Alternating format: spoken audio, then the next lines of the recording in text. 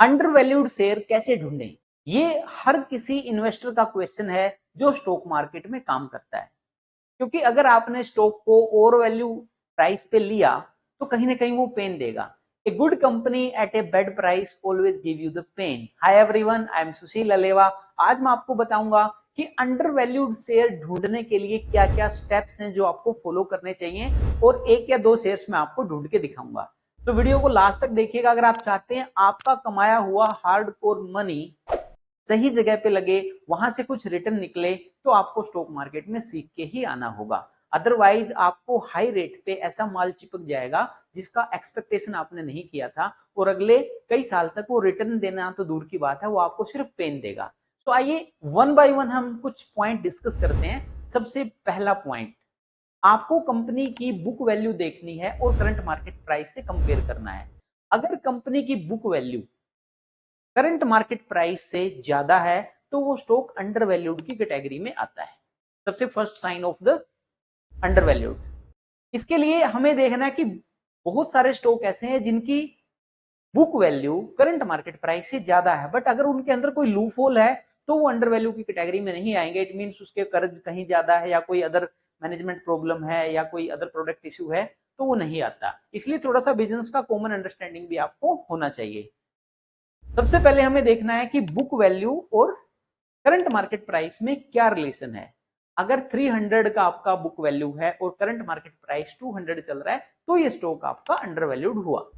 इसके बाद में हमें देखना है कंपनी के पास सरप्लस कैपिटल रिजर्व्स कितने हैं। अगर कंपनी के पास रिजर्व्स हैं जो कि कर्ज से ज्यादा हैं तो उस कंपनी को भी हम अच्छा मानते हैं। पहला स्टॉक अंडर वैल्यूड था, दूसरा रिजर्व्स ज्यादा थे, इसको एक अच्छा सिंबल मानते हैं। तीसरा हमें देखना है इस इंडस्ट्री में, जिसका इंडस्ट्री का भी वो स्टॉक है, इसके अंदर इंडस्ट्री का पी रेशो कितना है और आपकी कंपनी का पी रेशो कितना है। लेट्स से अगर इंडस्ट्री का पी रेशो 10 है और आपकी कंपनी का पी रेशो 7 है तो इसका मीनिंग आपकी कंपनी अंडर वैल्यूड है। यहाँ पे तीसरा सिंबल हमारा बना पी रेशो का। पी रेशो इंडस्ट्री के पी रेशो से हमेशा कम होना चाहिए। अंडर वैल्यू स्टॉक हम उसको मानते हैं। इसके बाद में थोड़ा सा हमें बैलेंस शीट की तरफ आ जाना है, क्वार्टरली रिजल्ट की तरफ आ जाना है। क्वार्टरली रिजल्ट में उसकी सेल्स इंक्रीज होती रहे या स्टेगनेंट रहे, सेल्स गिरे ना।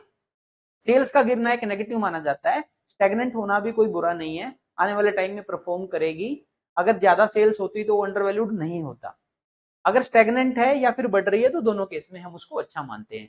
फिर हम बैलेंस शीट की तरफ आएंगे। बैलेंस शीट में देखेंगे कि कंपनी के ऊपर कर्ज कितना है। अगर ज्यादा कर्ज है तो उसको हम बुरा मानते हैं।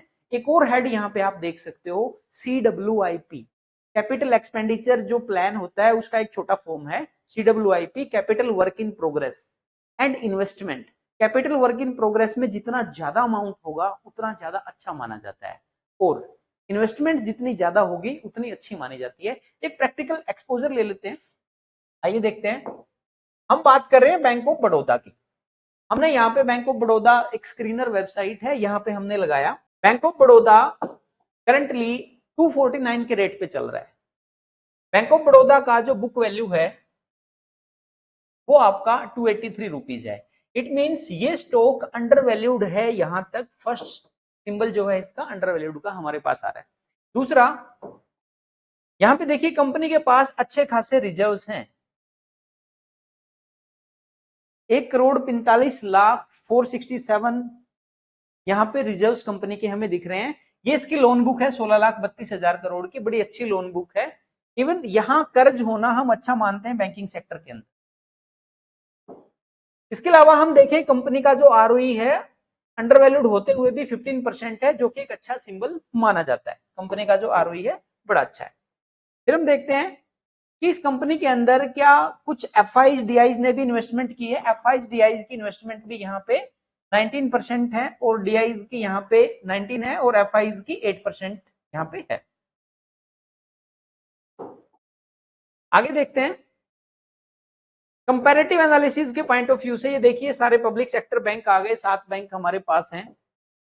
इसका इंडस्ट्री का पी जिसकी हमने बात की थी, इस कंपनी का इंडस्ट्री का पी और कंपनी का पी कैसे मैच करता है।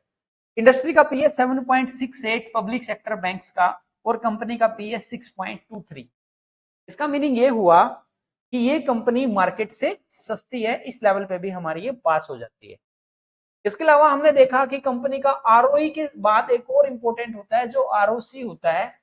3 साल का आरओसी हमें देखना होता है। ये देखिए आरओई जो है वो 15% है और आरओसी भी कंपनी का 6% है। इट मींस अपने बिजनेस के अलावा भी पैसे से पैसा ये कंपनी अच्छा खासा कमा रही है। फिर नीचे आते हैं बैलेंस शीट में जिसकी हमने बात की थी, क्वार्टरली रिजल्ट की जिसकी हमने बात की थी।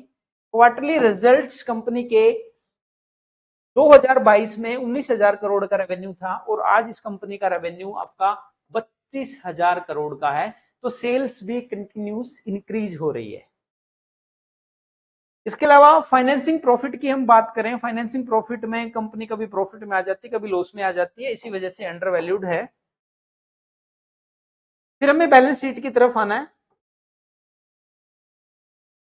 बैलेंस शीट में हमें देखना है कंपनी के जो रिजर्व्स है वो बढ़ते जा रहे हैं। आप देख सकते हो 2014 में 37,000 करोड़ थे, अब भी 1,45,467 का ये रिजर्व्स आ रहा है। इसके अलावा फिक्स एसेट्स जो हैं वो कंपनी के बढ़ते जा रहे हैं, डिपॉजिट कंपनी का जो है वो बढ़ता जा रहा है। सो ओवरऑल मिला के हम यहाँ क्या देख रहे हैं कि एफआईज डीआईज भी इन्वेस्टमेंट कर रहे हैं। पब्लिक का जो परसेंटेज है वो बहुत कम है, 8.89 है, बट एफआईज और डीआईज अगर यहाँ पे बढ़ रहे हैं तो उसको एक अच्छा सिंबल मानते हैं। इसके स्टेगनेंट है, इट मींस एफआईज डीआईज की नजरों में भी ये स्टॉक अच्छा है। तो इस तरीके से आप फंडामेंटल देख के कंपनी के अंडर वैल्यूड शेयर्स को निकाल सकते हो। इसके अलावा एक और स्टॉक है जो मैं आपको बताता हूं, जीएसएफसी करके एक शेयर है, Gujarat state fertiliser and chemical. Company का जो स्टॉक का प्राइस है वो 205 रुपए चल रहा है, बट इसकी जो बुक वैल्यू है वो 305 रुपए है। इट मींस ये स्टॉक यहाँ पे अंडर वैल्यूड शो करता है। इसके अलावा देखिए कंपनी मात्र 8,000 करोड़ की है और कंपनी के पास जो सरप्लस है वो 12,000 करोड़ का है। इट मींस कर्ज मात्र नाम मात्र का 1.76 करोड़ यहाँ पे कर्ज है। तो ये भी कंपनी को एक स्ट्रॉन्ग पोजीशन देता है कि कंपनी में कोई प्रॉब्लम नहीं है। प्रॉब्लम एक ही है कि इसका जो रिटर्न ऑन इक्विटी है वो 4.75% है, पूरे साल लेने के लायक नहीं है। सिर्फ बजट थीम के अंदर ये स्टॉक लिया जा सकता है। बजट के आसपास ये स्टॉक जनवरी के आसपास खरीदो, मार्च में आप इसको बेच सकते हो। इसके अलावा इसके सेक्टर एनालिसिस हम करेंगे। इंडस्ट्री का जो पी है आप देखेंगे वो 32 है। इट मींस 32 रुपीज डाल के इस इंडस्ट्री में 1 रुपया निकाला जा सकता है। तो ये देखिए, लेकिन जीएसएफसी का जो पी रेशो है वो 13.80 है। तो ये दिखाता है कि ये स्टॉक अंडर वैल्यूड है। बाकी हमने जो बात की बैलेंस शीट वगैरह की, बैलेंस शीट में जाके देखिए कंपनी के जो रिजर्व्स हैं वो बढ़ते जा रहे हैं, कर्ज कंपनी के ऊपर कम होता जा रहा है, मात्र 2 करोड़ का कर्ज बचा है।